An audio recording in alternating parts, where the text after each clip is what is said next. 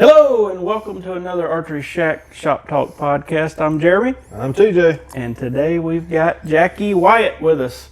Jackie helps us here in the shop and has a wealth of knowledge and information we can talk to him about today.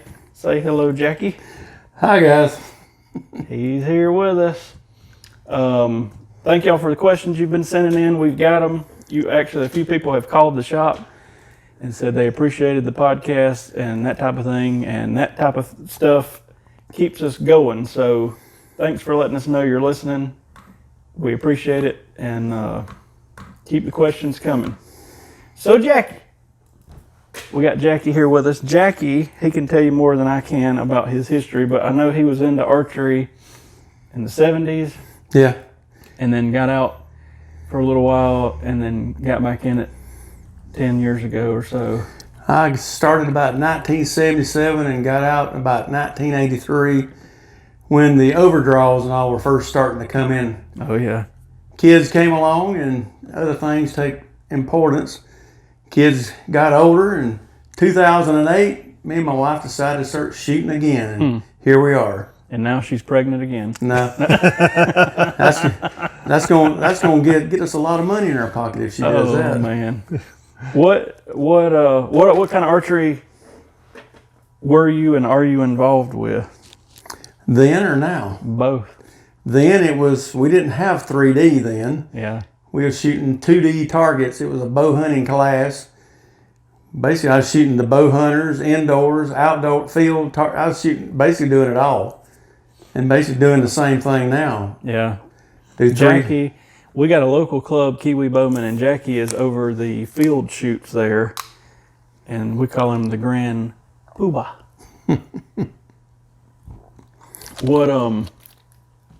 Did you miss archery while you were gone, or did you just randomly stumble back on it? Well, yeah, it's just like anything else. You'll miss it to begin with, and we just sort of, life happens and you don't even think nothing about it. Oh yeah. I didn't live but 4 miles from the club the whole time I was out. Yeah. And then one day I was just driving by, decided let's get back into this again. We y'all listening or watching, we're upstate South Carolina. To give you a better coordinate, we're about 20 minutes from Clemson, and Kiwi Bowman is extremely close to Clemson. Clemson actually teaches an archery class at Kiwi Bowman, so if that gives you an idea of where we're at, go Clemson, go Tigers. That's right. What differences did you see between the 70s and 80s and now, as far as there's a ton we could talk about technology and in the 70s and 80s, were people out buying new bows every year like they are now? I know the internet, is a whole different thing now, but.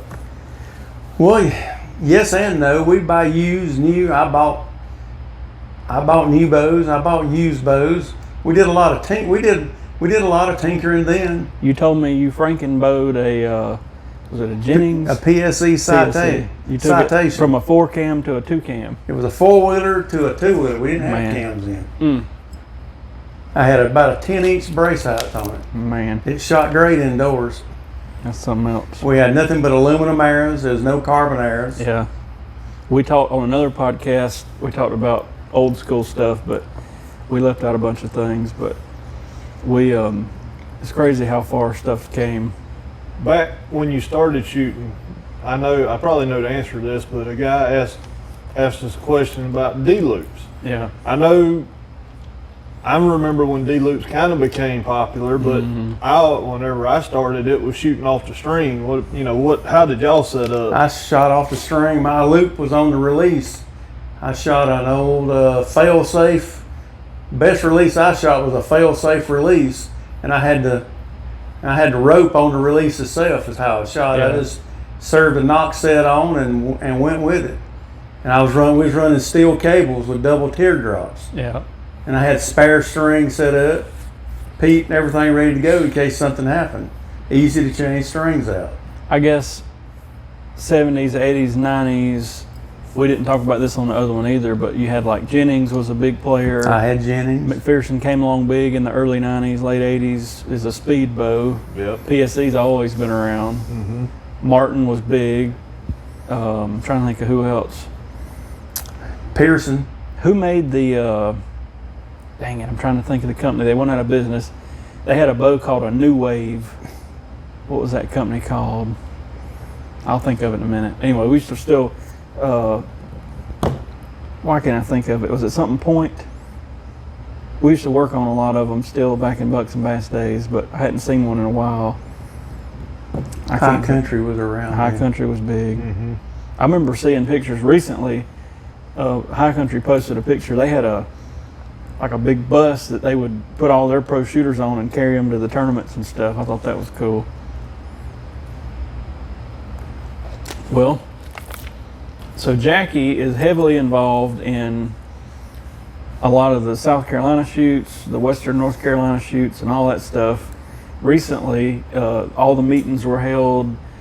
They started setting up schedules for South Carolina and Western North Carolina and trying to get everybody's clubs involved. And Jackie went and represented Kiwi Bowman at the Western North Carolina shoot. So we got a lot of good things going on around here. Luckily for us, we're kind of in the middle.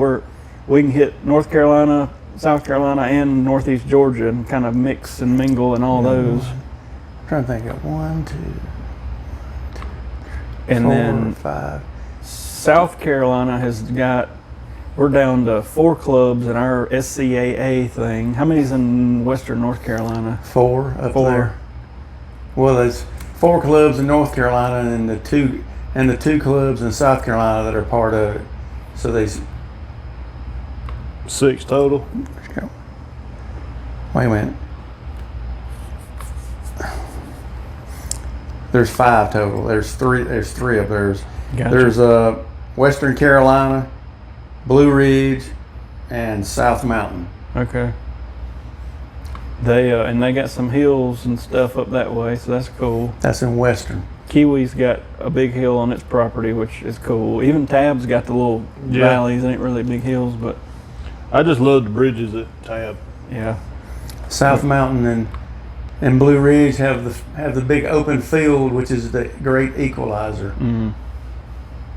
Man, what have you heard?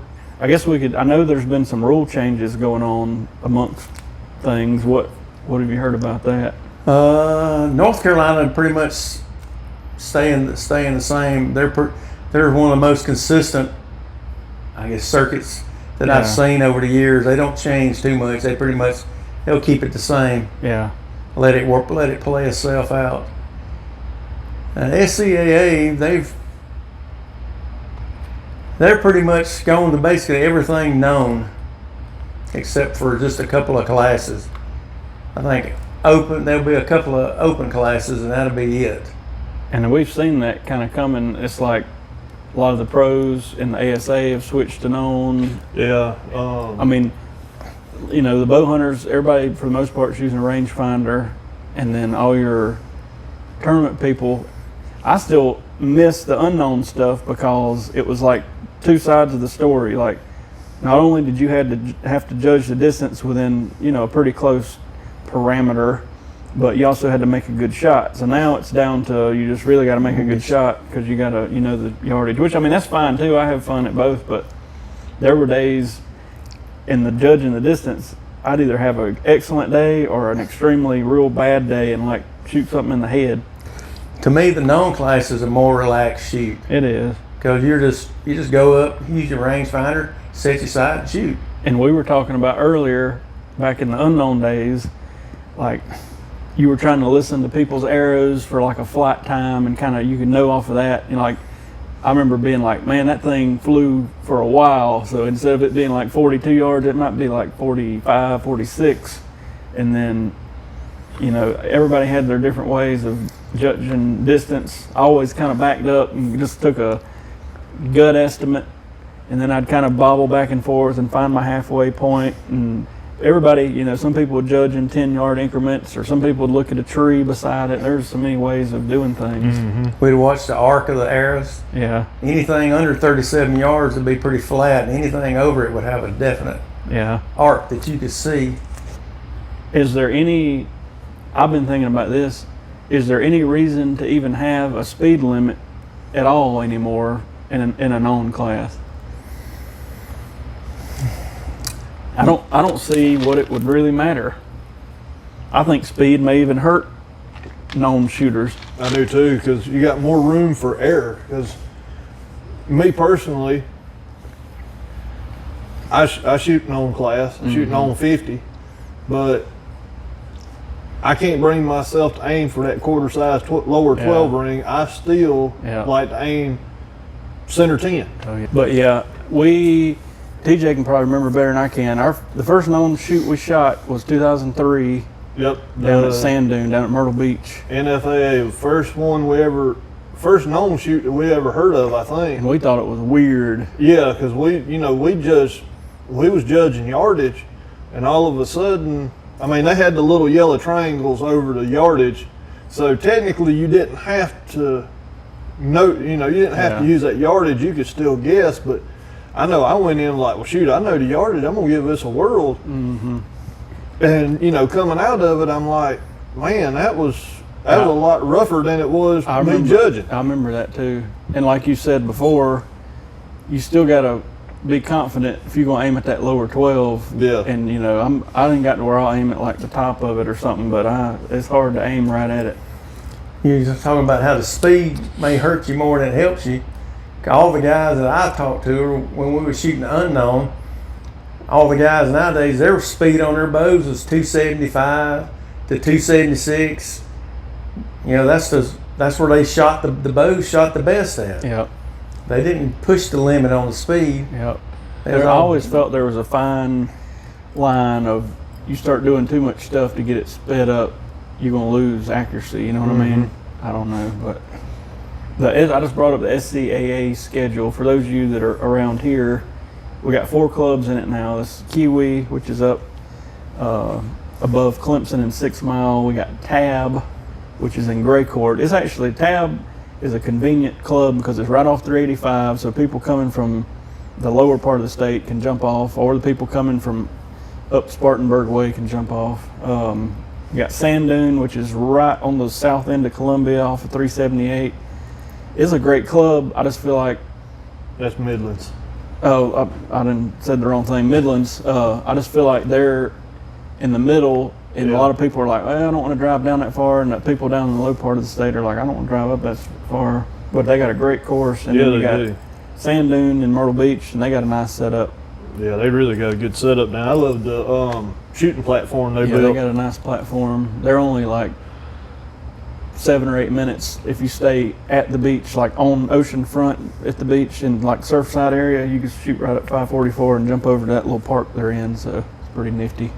But Kiwi's the only one with an indoor range, which I think is hugely beneficial. But at the same time, Kiwi owns their own land and none of the other ones do. So we own 32 acres. I guess that's the big thing, but it's so nice to go up there. If you're anywhere within like an hour and a half of 6 Mile, if you join, it's not expensive, and you get a key, and you can go up there in the heat or in the air. It's a 18 or 19 lane, 20-yard indoor range, bathrooms. Then outside they keep 14 3D targets out. There's a place you can sight in 20, 30, 40, 50. I mean, there's unlimited stuff. 28 target field range. Yeah, all the time you can go shoot. So I don't think there's anything that can touch it. No. I wish more of those would pop up. But Kiwi's been around since what? 1967. 67. I've seen pictures of when they had like the Excelsior bells and hay bale looking stuff. I shot on them. Man. Back in 1912. Had the outdoor nationals up there in 1977. Man, how many people? It was over 1,000 shooters. Wow. And the crazy thing is, I bet if they had that, I think archery's shooters are in a decline, but not a huge decline, but I bet now there wouldn't be, half of that? I don't know, I might be wrong. I'm just talking. I went to the outdoor nationals in Mechanicsburg, Pennsylvania, and I think I forgot what the exact year I was there, but We had a little over 500 there. Gotcha. Because you're limited on the number that you can. They had 5 ranges, and you can put 112 people out. Yeah. And I think 3D archery's got a lot to do with target stuff, because now you got, I don't know what the split is, but a lot of people want to shoot 3D and 3D only. You got people that do both. I don't mind doing both. And then you got some people that are just, it seems like few people that are just target only. Shooting paper targets is what we're talking about. Mm-hmm. But I'm of the if you shoot target archery, if you shoot field range, you'll become a better 3D shooter and a better bow hunter, because you will learn real quick like what you can and can't do and what your equipment can and can't do. A lot of people don't like indoor, but I enjoy it because, one, I'm lazy, and all I got to do is shoot 20 yards and get in there and get them. But two, it's a dime on a Vegas target, a dime-sized X-ring, and I know I can hit it, but doing it 30 times in a row is just a big mental game. And I know, like, every little, I know the feeling I should get when I hit the X-ring, and most of the time, if I don't have my anchor point perfect, or if I do this on the release, or I bobble, or whatever, I know. You know what I mean? It's a mental game. I'm in the opposite boat. I like 3D. I just like to, each shot is different. It's just a different scenario. I mean, I don't mind shooting paper at 20 yards, but to me, it gets boring. And then you get into the field stuff where you're backing up to like 80 yards and walking up and doing all kinds of stuff. There's only 2 80. You don't only shoot twice at 80 yards. But I like the 80. I like longer distance shots myself. But it's pretty neat. It's pretty neat. If you hadn't shot any sort of a target archery stuff, whether it be, you got your Vegas round, it's a 3-dot with a tiny little X-ring dime size. Then you got your 5-dot where the X-ring goes up to like a $50 or a quarter or something. But you shoot twice as many shots. The X-ring on the 5 spot's it's the same size as the 10 ring on the Vegas. Yeah. So that's fun. And then you get into all the international rounds and hunter rounds and all this field stuff. It's just 900 rounds. 900 round. If you want to do one that's fun, that's the one to shoot. 40, 50, and 60 yards. Mm-hmm. 30 arrows from each distance. I think Sand Dunes got it right this year. It's been known as the lounge chair round. If there's enough people to shoot, because you shoot your 6 arrows and sit down and watch somebody else shoot. I'm just looking at the schedule. In South Carolina, the first shoot, the first shoot is January 11th, 12th at Sand Dune. Actually, Midlands has one the same weekend. So that'll get us started for next year, 2020. And then it just starts randomly, everybody's rotating around. And then the last shoot of the year is usually the Kiwi Bowman Bow Hunter Jamboree. It looks like it's mid-August, so. Smoking. Yep, hot. I noticed Tab had a lot more shoots this year than I think they had in the past. Let's see, they got 1, 2, 3, 4, 5. They got 5 or 6. That's pretty cool. Yeah, because I know Tab didn't have but what? 4 the last couple of years. Yeah. So. Mm-hmm. But if you're listening, you're not local, whatever, you're probably tired of listening to us, but definitely get out to a local club or whatever and do some shooting. Yeah. You meet a lot of nice people, learn stuff, and getting out of your comfort zone is kind of, when I first started shooting field, I'd never done it before. I guess I was probably 17, and I just showed up, and nobody went with me on that particular day, and they just put me with a group of people, and nice people. They taught me what I was doing, how to shoot it. It was pretty neat. But yeah, just go to your local pro shop if you got one. Most shops now pretty much have at least a little bit of indoor range or a little outdoor range or something, Or they can point you to one, yeah. Yeah, or they can point you to a club or anything like that. So let's get into, y'all have sent in some more questions, and I think TJ's picked a couple of them to talk about. Since we got Mr. Indoor with us, Mr. Jackie, why do I need a bow for indoor and a different bow for outdoor? That's a good one. And I'm going to read the question as soon as I can get it pulled where I need it. Can I not use my 3D bow for indoor? I know a lot of people have 2 separate bows. Also, how much of a difference there is 2 inches axle to axle on the length? You can shoot. You don't need a different bow. That's just choice. Yeah. I know a lot of guys, they'll take their 3D bow, would be their target bow, which is their indoor bow, and all they do is change the arrows and just adjust the sight. They don't do anything else to it. They don't tune for the arrows or nothing. They just get the big diameter arrows and change and adjust the sight and go.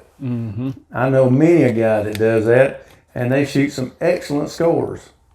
When I was shooting all over, I did have a bow for everything. I had an indoor bow, I had a field bow, and I had a 3D bow. But if you don't need those, but if you were to do that route, indoor, a long bow with a super long brace height's good, because the longer the brace height, which means the shorter the power stroke, the shorter the arrows on the string, so the shorter time you have to mess up and the arrow actually has to be still contacting the string. For field, you almost want the same thing, but some people don't like a real heavy bow because you got to tote it around, but you still want a long bow, that type of thing. But then for 3D, what used to be the thing was a speedier bow, still on the longer end, like a 35, 36, 37. But now with known yardage, like I've been just shooting the same bow for everything. Yeah, me too. Now, let's talk about something else. Arrows, Jackie was talking about that.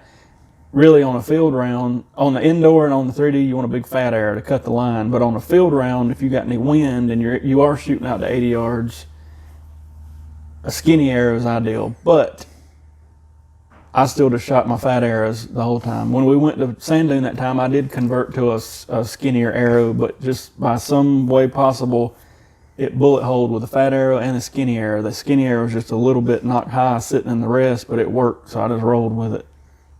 But you definitely don't have to have.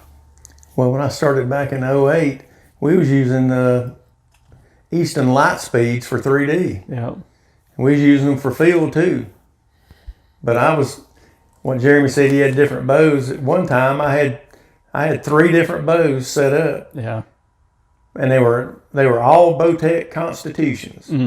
Every one of them was the same model bow. Yep. I had all Matthews Conquest bows. Well, it was a Conquest 2 and 3, but I had like 7 of them, and that was when I was going all over and shooting. But like I had an indoor bow, a backup indoor bow, a 3D, a backup indoor. The whole thing, just in case something happened. I never needed the backups, but then it was the same bow, and they mostly the same setups, but there was a few differences like arrows and how big the scope was and that type of thing. Mostly weight.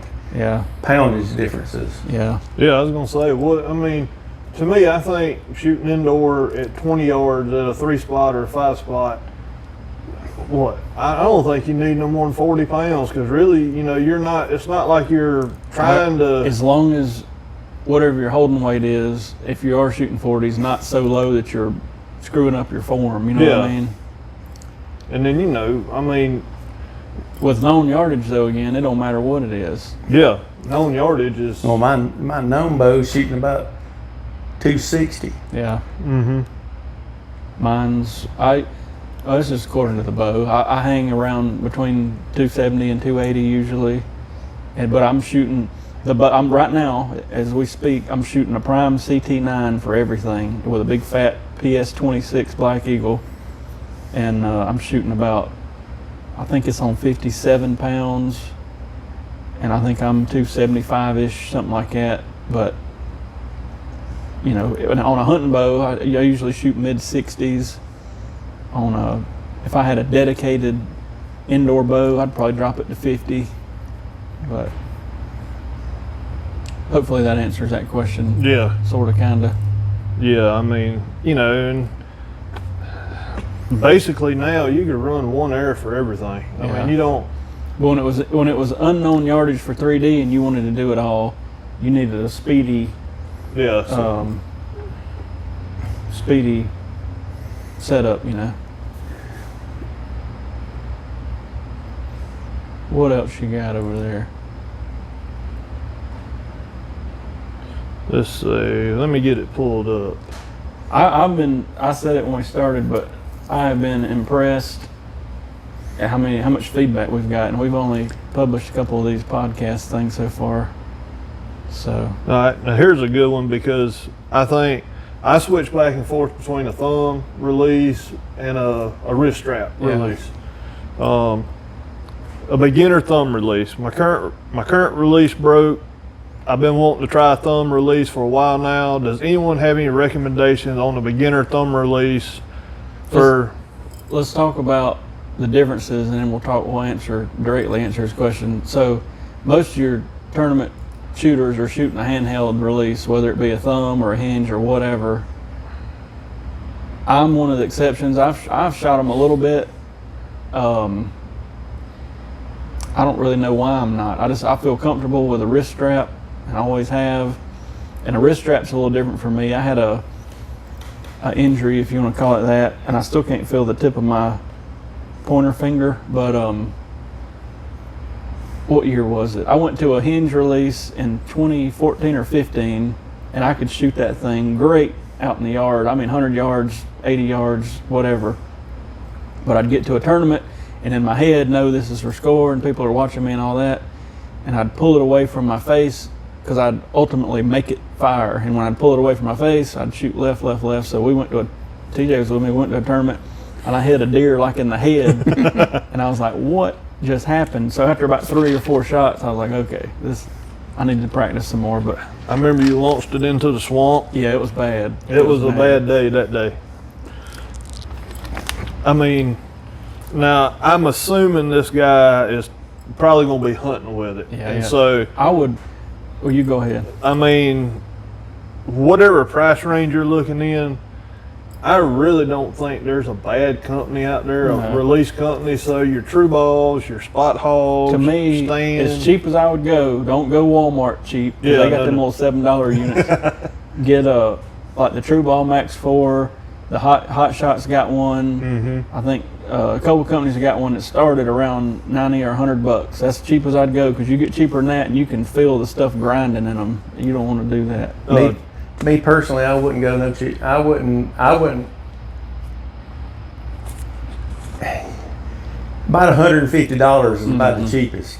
That's what I would go. And all joking aside, And you can tell the huge difference. yeah. You buy it one time and buy your Carters, your stands, Scots. Yep. You know, I agree. True Fire has them. I mean, if you're hunting with it, you know, probably that Max 4, or I know True Ball has one called the T-Rex. Yeah. And you also want to look into one that has some adjustability on it as far as the sensitivity and that thumb barrel. Make sure that's adjustable. that would be the stand. And the higher dollar they get, a lot of them come in different sizes. So like, you know, you get a medium, a large, extra large, whatever, make sure it fits your hand. Because I've shot one that was too small before, and it actually hurt, like my knuckles hurt after I'd shoot for a while, because my fingers wouldn't fit in it quite right. But the Max 4, the True Ball Max 4 is about $100, and it's one, it don't click. It's a, what do you call that trigger? Like, it opens and closes like on spring tension. So hunters like it because you can hook it on your loop and it'll hang there. But to put it on there, there's no clicking or nothing like that. You know what I mean? You just put it on there and it holds itself. So I mean, just whatever you feel comfortable with. I mean, True Fire, True Ball, your stands, your Scots. Everybody's got one out there just about at any price point. Oh yeah. So, but like you say, you don't want to go too cheap and go down to the Wally World and get one of those. I mean, not a good idea. Well, I guess we'll end this thing now. I don't know how long we've been on here. I don't want to go too long. I know I usually on a podcast after about 20 to 30 minutes I start getting bored, but we appreciate y'all listening as usual. We'll have some more guests on and some more topics that we've heard y'all want us to cover. So keep on listening to us, give us some feedback, and we'll talk to you next time. Thank you for being on with us, Jackie. No problem. I'm sure Jackie will be back with us some, and we'll see y'all soon. See y'all. See you.